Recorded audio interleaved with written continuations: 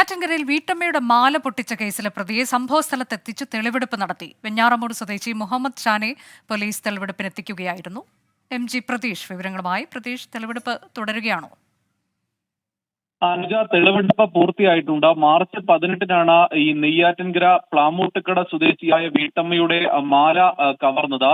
ബൈക്കിലെത്തിയ രണ്ടംഗ സംഘം ഈ മാല കവരുകയും വീട്ടമ്മയെ മർദ്ദിച്ച് ഒരു വശത്തേക്ക് തള്ളിയിടുകയുമായിരുന്നു. പിന്നീട് ഒളിവിൽ പോയ പ്രതികൾക്കെതിരെ പോലീസ് അന്വേഷണം ഊർജിതമാക്കിയിരുന്നു. ബൈക്ക് ഓടിച്ചിരുന്ന പ്രതിയെ നേരത്തെ തന്നെ പോലീസ് കസ്റ്റഡിയിലെടുത്തു. എന്നാൽ മാല പൊട്ടിച്ച മുഖ്യപ്രതി തമിഴ്നാട്ടിൽ ഒളിവിൽ കഴിയുകയായിരുന്നു. അതിനിടെയാണ് പിന്നീട് ഇന്ന് കല്ലറയിൽ നിന്ന് രാവിലെ പോലീസ് പ്രതിയെ കസ്റ്റഡിയിലെടുത്തത്. തുടർന്ന് ഈ സംഭവം നടന്ന സ്ഥലത്തെത്തിച്ച് തെളിവെടുപ്പ് നടത്തിയിട്ടുണ്ട്. 6.5 പവന്റെ മാലയാണ് പ്രതികൾ കവർന്നത്.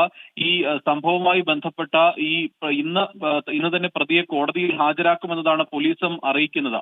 അനുജ, MG പ്രതീഷ് വിവരങ്ങൾ നൽകിയത്.